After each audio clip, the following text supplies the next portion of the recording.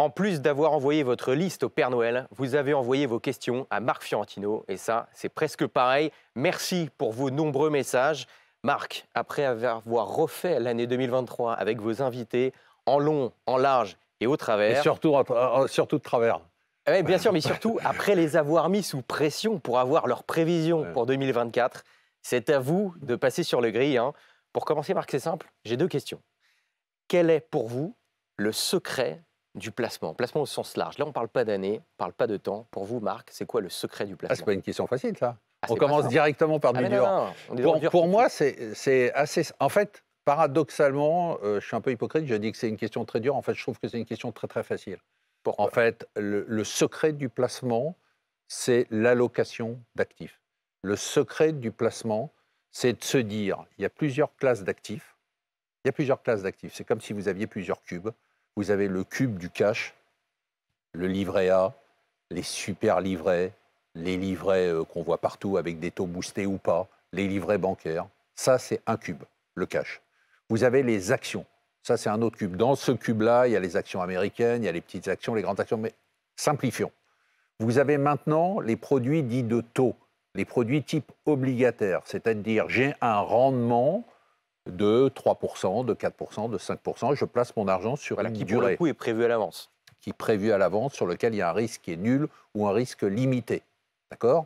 Ensuite, vous avez maintenant la brique du private equity, c'est-à-dire le non coté, on en a beaucoup parlé, et puis d'autres briques de placement dits alternatifs, vous connaissez ça par cœur, vous animez une émission là-dessus, les cryptos, et il peut y avoir plein d'autres. Donc en fait, vous avez devant vous ces cubes, et vous devez juste les assembler. En fait, c'est tout simple, c'est vraiment un jeu d'enfant. C'est-à-dire qu'il faut assembler les cubes, et il faut que les cubes soient plus ou moins gros en fonction de deux critères. Il y en a un qui est impossible à déterminer et un qui est facile à déterminer. La grosseur de chaque cube et l'important, c'est la répartition entre les différents cubes, est liée au contexte de marché, totalement impossible. On l'a vu pendant l'émission, qu'est-ce que nous ont dit tous nos gérants et nos économistes? Ils nous ont dit, en fait, on s'est tous plantés. C'était impossible de prévoir que les États-Unis n'allaient pas rentrer en récession, que la Chine allait se casser la figure, que Shanghai ferait moins 4%, que les États-Unis seraient en hausse, que le Nasdaq ferait 40%. Personne n'a prévu ça en début d'année. Si c'est difficile de prévoir. Mais parce qu'on n'a pas besoin de prévoir. C'est ça la beauté du truc. La beauté du truc, c'est qu'il ne faut pas essayer de rentrer au plus bas sur la bourse et vendre au plus haut, d'acheter. C'est ça la beauté du truc. C'est qu'en fait, il faut avoir toutes ces briques-là, et j'ai oublié évidemment l'immobilier. Alors l'immobilier en pierre, résidence principale, je le mets à part, mais l'immobilier locatif ou la pierre papier, en fait, c'est très simple. Moi, quand j'ai des gens en face de moi, je leur dis, si vous avez un profil de risque, qui est un profil de risque relativement équilibré, bah écoutez, vous ne cassez pas la tête, en fait. Faites des pourcentages qui sont des pourcentages simples. Vous prenez X% sur le cash, X% sur les actions, X% sur les obligations. On a une chance extraordinaire en 2024. Extraordinaire. C'est que la classe action qui avait disparu, elle a réapparu et on peut placer son argent sans prendre de risque avec un taux d'intérêt garanti. On avait déjà ça avec le livret A. Bon, c'est 3%, mais c'est déjà ça. Moi, je ne crache pas dessus. C'est toujours mieux que de laisser son argent dormir sur son compte bancaire. Mais vous avez aujourd'hui des fonds obligataires à échéance qui vous rapportent du 4,5 ou du 5%. Donc, en fait, c'est très simple. En fonction de votre profil de risque, vous déterminez le pourcentage. Et puis, bon, OK, si vous êtes un peu excité sur la bourse, vous montez un peu le curseur de la bourse, vous baissez le curseur des obligations. Mais il ne faut pas chercher à essayer d'être plus malin que les marchés. N'oubliez pas, moi je dis toujours aux gens qui sont sur les grandes actions, n'oubliez pas que vous avez en face de vous des Warren Buffett. Quand vous achetez Apple ou quand vous vendez Apple, le gars qui est à côté de vous, c'est Warren Buffett. Franchement, est-ce que vous pensez que vous allez être meilleur que Warren Buffett? Et le gars qui est de l'autre côté de vous, c'est un ordinateur. Est-ce que vous pensez que vous allez être meilleur que l'intelligence artificielle? Il ne faut pas essayer. Donc il faut faire son allocation. C'est très simple. Et pas. Après, on peut s'intéresser. Moi, je m'intéresse beaucoup aux actions.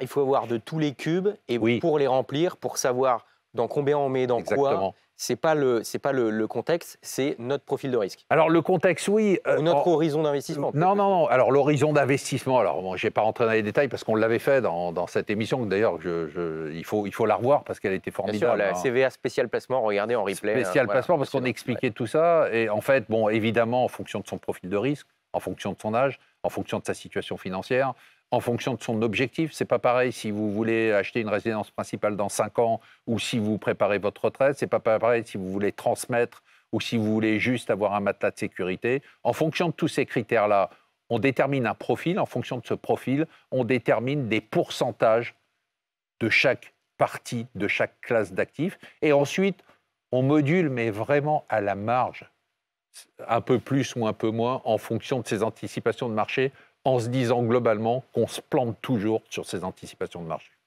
Bon, et maintenant, moi, je me dis qu'on a un peu passé en revue rapidement tous les types de placements. Marc, pour toi, ça va être quoi le placement de 2024? Eh bien voilà, c'est la bonne question et la bonne réponse. Il n'y a pas le placement de 2024. Il y a l'allocation de 2024. 2024, c'est une année fabuleuse parce que 2024, on a tous les ingrédients, toutes les classes d'actifs qui sont disponibles à des prix relativement intéressants avec la possibilité d'assembler tout ça pour faire un truc fabuleux. C'est-à-dire, si on a du cash, il est rémunéré. Vous faites du 3% sur votre livret A et puis il y a des super livrets qui font 5 ou 5,5%. Ça, c'est simple. La bourse, vous mettez le pourcentage que vous avez déterminé sur les valeurs. Confiez-les. Franchement, si vous n'avez pas énormément de temps et que ce n'est pas votre passion, confiez-les à des professionnels. Et si vous avez encore moins de temps, achetez des unités de compte sur votre contrat d'assurance vie. Il ne faut pas oublier, les enveloppes fiscales, elles sont très importantes. Derrière, vous avez la partie obligataire. Il y a plein de fonds aujourd'hui à échéance obligataire et autres.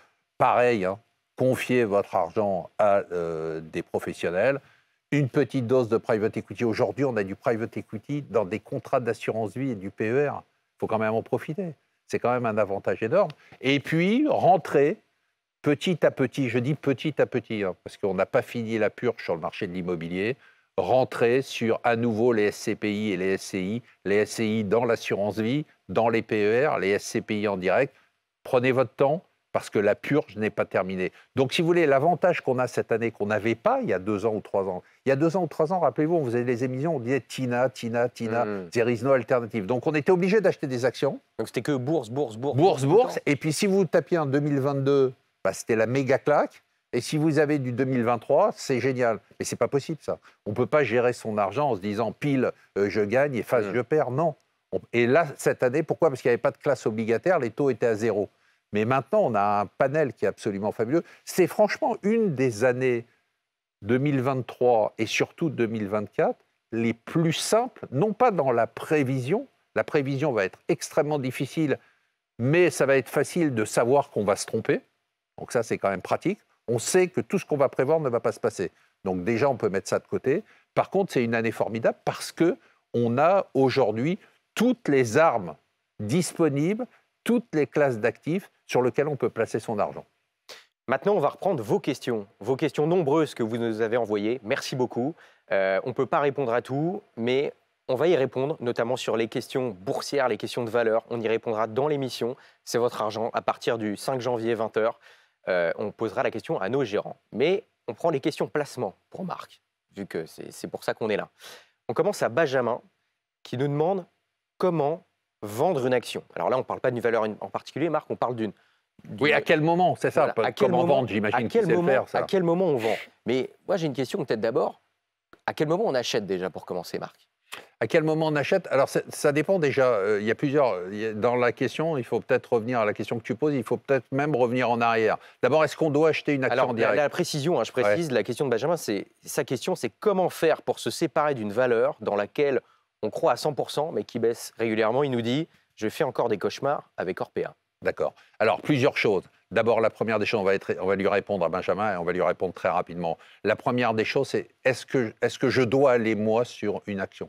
Est-ce que j'ai la capacité d'analyse suffisante et la force de conviction pour acheter une action? Déjà, il faut se poser cette question-là. Si la réponse est non, il ne faut pas en faire. Et il faut confier son argent à des spécialistes. Il faut que ce soit une évidence, il faut se dire... Il faut se dire, ça me passionne.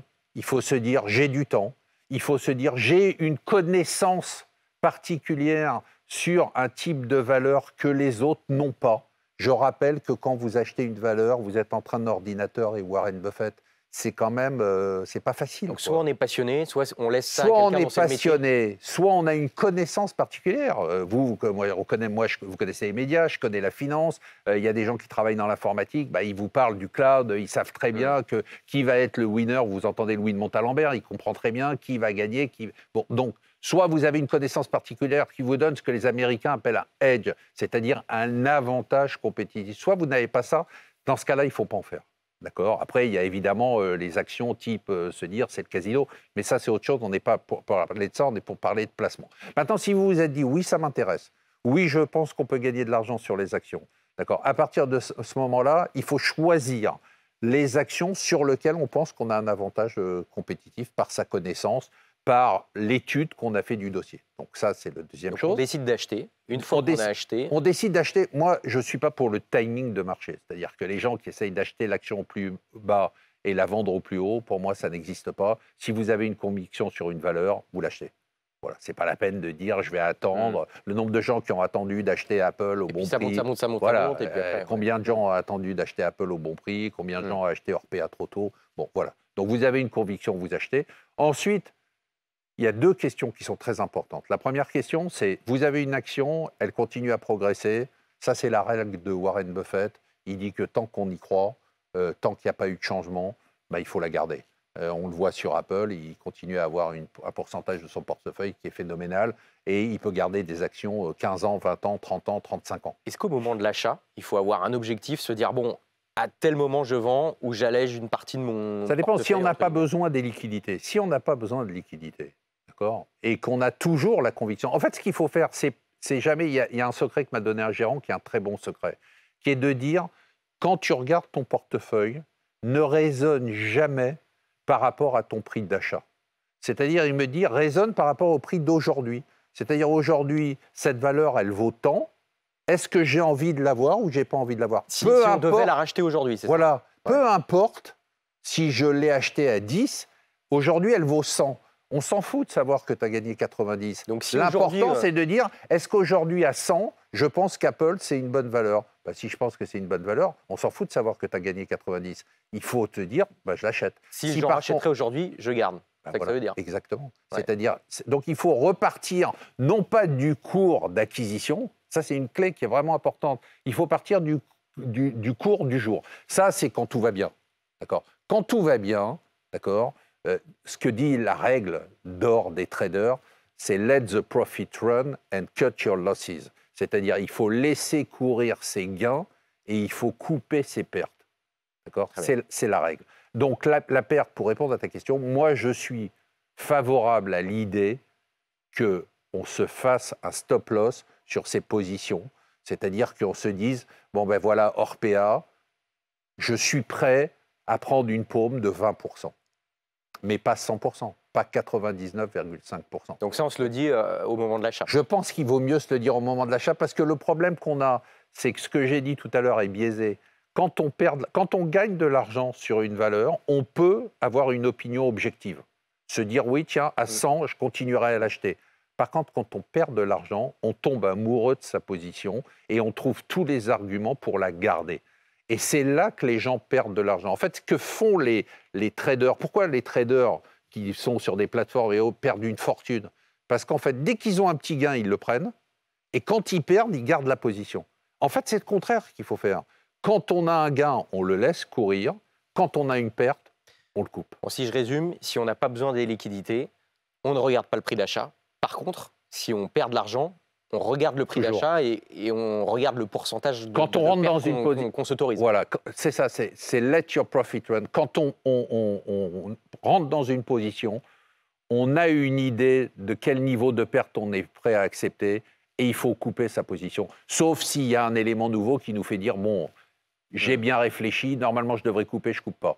Par contre, il faut laisser ses profits. Voilà pour Benjamin. Très clair. Bon, maintenant c'est Denis. Denis qui nous demande, faut-il encore acheter les GAFAM? Donc les GAFAM, on le rappelle, hein, c'est en gros les 7 actions américaines majeures au niveau du web, les géants du web, hein, donc Google, Apple, Facebook, Amazon, Microsoft. Voilà, toutes les valeurs tech. Marc, est-ce qu'il faut encore rentrer aujourd'hui sur ces valeurs tech? Ben voilà, ça fait typiquement le genre de questions qu'il faut jamais se poser et sur lequel je pense qu'il faut pas essayer de faire du timing. C'est-à-dire que moi, j'ai aucune idée. La réponse, c'est que je ne sais pas. Voilà. Donc la réponse, on l'a dans la réponse précédente de Oui, Benjamin. la réponse, c'est je ne sais pas. C'est-à-dire qu'aujourd'hui, c'est des valeurs qui ont, certes, elles sont chères, mais qui sont des valeurs qui ont un potentiel énorme, qui sont des leaders internationaux. C'est des valeurs qui sont impossibles à analyser. Si on écoute des gérants comme Louis de Montalembert et Virginie Robert, qui connaît parfaitement ce sujet-là, elle vous dit il faut continuer. C'est-à-dire non seulement il faut les garder, il faut les acheter, il faut se renforcer, parce que l'avenir est à ces valeurs-là. Moi, je répète ce que disent les gérants, c'est eux qui ont cette compétence. Très bien. Philippe, après les rachats massifs d'or de la Russie et de la Chine, ce qui a eu pour effet de faire monter les cours, c'est vrai qu'on est à près de 2 000 € sur l'once d'or, sachant qu'on a battu un record il y a quelques jours. Sa question, est-ce qu'on peut espérer une montée des cours de l'or en 2024? Alors, l'or, ça dépend de plusieurs choses, hein. Évidemment, l'or, ça dépend de la liquidité. Plus il y a de liquidité, pourquoi l'or a rebondi? Il a rebondi parce que les banques centrales ont commencé à dire qu'il y allait avoir des baisses de taux d'intérêt. Plus il y a de liquidité, évidemment, plus les actifs montent, la bourse monte, le bitcoin monte et l'or monte, comme tous les actifs dits risqués. Aujourd'hui, moi, l'or, j'ai toujours la même opinion. Je l'avais dit la dernière fois qu'on s'était vu d'ailleurs, parce qu'on avait eu une question qui était similaire. Pour moi, c'est un anxiolytique financier. Si ça vous permet de mieux dormir la nuit, vous en mettez 2% dans votre patrimoine. Ça vous ruinera pas, ça vous fera pas gagner une fortune, mais ça vous permettra de dormir la nuit. Et dormir la nuit, c'est très important. Bon, petite question, moi, personnelle, sur l'or numérique, pour certains, en tout cas le bitcoin. Marc, moi, j'ai reçu dans l'émission un CGP qui m'a dit, ami CGP, attention, vous êtes peut-être en train de passer à côté d'une des classes d'actifs qui a le mieux marché en 2023 et qui est a priori très porteuse pour les années qui viennent. Je rappelle que le bitcoin a fait plus 150% cette année. C'est quoi ton avis là-dessus? Pour moi, ce n'est pas une classe d'actifs, déjà. Ah, les crypto-actifs, pour toi, c'est pas une classe. C'est pas une classe d'actifs, c'est un actif comme les métaux, comme, je veux dire, ça fait partie, c'est le métaux, c'est l'or moderne. Donc aujourd'hui, je dirais l'or, c'est pas une classe d'actifs, mais c'est un actif à part entière. C'est un actif à part entière. Je dirais pas que c'est une classe d'actifs parce que quand tu lui donnes le statut de classe d'actifs, ça voudrait dire que dans mon Lego de tout à l'heure, il faudrait lui donner la même place que les actions, que le private equity, pour toi, c'est pas pareil. que le cash. Non, pour moi, c'est une partie de ce que je mettrais dans les actifs alternatifs. C'est ça la classe d'actifs. C'est les actifs alternatifs. D'accord. Dans ces actifs alternatifs, chacun met ce qu'il a envie de mettre. Moi, j'ai rien contre les gens qui font du bitcoin ou qui font du crypto et qui suivent ce que tu leur dis avec beaucoup d'intérêt. Je n'y comprends rien, même en te regardant à chaque émission, c'est pas mon truc. C'est peut-être pas ma génération, il faut l'avouer, c'est pas très grave. Hein. Je veux dire, c'est pas un actif de ma génération. Je ne comprends pas comment ça fonctionne. Jean-Marc Daniel avance sur le sujet. Oui, mais alors, si Jean-Marc Daniel avance, moi, il me faudra, comme je suis beaucoup moins intelligent que lui, il me faudra encore 10 ans, donc ça sera trop tard. Donc aujourd'hui, je dis aux gens qui ont envie d'investir dessus, faites-le, pourquoi pas. Faites-le un peu comme j'ai expliqué pour l'or. Pour l'or, si ça vous permet de mieux dormir la nuit, mettez-en dans votre portefeuille. Alors, si l'or est un peu l'anxiolytique, j'ai envie de dire que peut-être que les cryptos sont le Viagra financier. Si ça vous excite, vous avez qu'à en mettre 2%. Voilà, ça vous permettra, entre l'or, ça vous permet de dormir. Et puis, les cryptos, ça vous permet de... Les conseils de Dr Marc pour passer de bonnes fêtes. Voilà. C'est bien ou pas? Du Viagra financier, c'est énorme. Excellent. On va la ressortir, celle-là. Vous pouvez. Ouais, je vais la noter. Jean-Paul, maintenant, qui nous dit, peut-on remplacer avantageusement les fonds en euros dans l'assurance vie en 2024? Alors peut-être rappeler rapidement. Alors les fonds en euros, c'est la partie. Alors il y a deux enveloppes fiscales principales. Évidemment, je ne parle pas du PEA sur les actions que vous connaissez et que les gens connaissent. Il y a l'assurance vie et le PER. D'accord. Ce sont des enveloppes. Ce ne sont pas des produits en tant que tels. Vous mettez dedans tout ce que vous voulez. Aujourd'hui, on peut tout mettre dans l'assurance vie, on peut tout mettre dans le PER. D'accord. Donc ça, et dans ces contrats-là, il y a une exception française qui est extraordinaire, qui est des fonds garantis en capital. Les fonds sont garantis en capital. Ce sont les fonds de l'argent et on sait combien on gagnera. Alors, on ne sait pas combien on gagnera. Quel pourcentage? On ne sait pas quel pourcentage on gagnera parce que le pourcentage est déterminé a posteriori à la fin de l'année, mais on sait qu'on a une garantie en capital.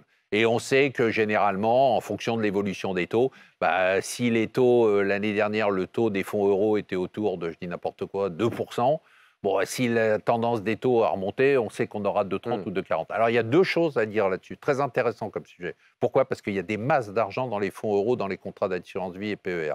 Les deux choses qu'il faut retenir. La première, c'est qu'il y a des compagnies d'assurance aujourd'hui qui font ce qu'on appelle des fonds euros boostés. C'est-à-dire ce qu'elles vous disent, elles vous disent, si vous êtes avec moi un certain nombre de mois ou à la fin de l'année calendaire, je vous rajoute sur votre taux 2% de prime. Donc, au lieu de toucher 2,3% sur l'argent que vous avez déposé... Si on garantit qu'on laisse... Si on a laissé son argent une certaine durée, il vous rajoute une sorte de prime de fidélité qui peut doubler quasiment le taux du fonds euro. Donc ça, c'est la première des choses. Donc vérifiez que dans votre fonds euro, vous bénéficierez ou pas, ou dans vos nouveaux versements, vous bénéficierez de ce booster. Ça, c'est la première des choses. La deuxième des choses, c'est qu'il y a des alternatives aujourd'hui. Il y a les fonds à échéance obligataire. Ça paye du 4, 4,5%, 5%. Il y a des super livrets où vous avez des taux boostés pendant 3 mois. Il y a le livret A, il ne faut pas l'oublier, à 3%. Moi, je dis à tout le monde de le remplir. Parce que oui, autant le remplir plutôt que d'avoir... voilà. Si vous pouvez le remplir, si vous avez suffisamment d'argent pour le remplir, faites-le. Dernière question de Pierre, il nous reste 2 minutes. Faut-il toujours placer ces liquidités dans des comptes à terme? Et si oui, quel taux négocier et sur quelle durée? D'accord. Alors, première des choses, ça dépend de votre besoin et de votre visibilité sur votre besoin de liquidité. C'est-à-dire, qu'est-ce qu'on entend par liquidité? C'est ça que je dis à Pierre. Je lui dis, Pierre, de combien... Il faut que tu fasses un tout petit calcul et que tu te dises de combien j'aurai besoin en cas de problème dans 3 mois, dans 6 mois, dans 9 mois, dans 12 mois. D'accord? Ça, c'est la première chose. Parce qu'il y a beaucoup de gens qui disent « Ah là là, j'en aurais pas besoin, donc je peux le bloquer pendant 2 ans. » Et puis, dans 1 an, ils ont besoin d'argent et puis ils se retrouvent bloqués. Donc, déjà, bien estimer la durée pendant laquelle on peut laisser son argent placé sans en avoir besoin. Ça, c'est la première réponse. La deuxième réponse, c'est qu'à partir de là, il y a plein de possibilités. D'accord, plein de possibilités. Aujourd'hui, on en a parlé, les livrets, les super livrets. Il y a les fonds, on n'en parle plus parce que c'est un truc d'il y a 10 ans, mais les fonds monétaires. Les fonds monétaires rapportent de l'argent à nouveau, des 2,5%, des 3%, des 3,5%. Et puis maintenant, ce qui s'est monté, c'est des fonds obligataires court terme, c'est-à-dire des fonds obligataires avec une échéance à 2 ans. Et donc là, globalement, on peut sortir, mais on n'a pas la garantie en capital. Et puis, on peut avoir un petit rendement. Donc, il y a plein d'alternatives aujourd'hui. En fait, les produits sont là. Il faut surtout, Pierre, ne pas faire l'erreur de bloquer ton argent sur un produit alors que tu pourrais avoir besoin de cet argent dans quelques mois. Toujours avoir du coup une certaine liquidité disponible.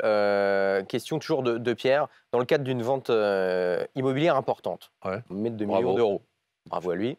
Quel serait votre conseil de placement? Donc répartition, assurance vie, autre placement. Bon, on y a peut-être déjà répondu. Oui, mais ça dépend. Non, mais j'ai envie de lui dire, ça dépend de ton âge, ça dépend de ton profil de risque. Alors il me précise, je passe à l'autre du coup. Quelle est votre position sur la répartition des fonds à avoir dans son contrat d'assurance vie lorsqu'on a plus de 65 ans? Plus de 65 ans. Alors, avant, c'est très drôle, parce que ma réponse, il y a 10 ans, aurait changé. Parce qu'il y a 10 ans, on considérait qu'un mec de 65 ans, il était en fin de course et que globalement, on lui disait surtout, tu prends 0 risque. Et là, c'est le début, là. Tu mets tout en fonds en euros. Mais là, maintenant, on s'est aperçu qu'à 65 ans, tu pouvais encore, tu aurais peut-être attiré 20 ou 25 ans. On avait oublié ça. Et donc, aujourd'hui, c'est très intéressant parce qu'il y a eu une étude qui est sortie qui montre que les seniors et les retraités épargnent plus et prennent plus de risques que les jeunes. C'est quand même assez incroyable. Hein. Pourquoi?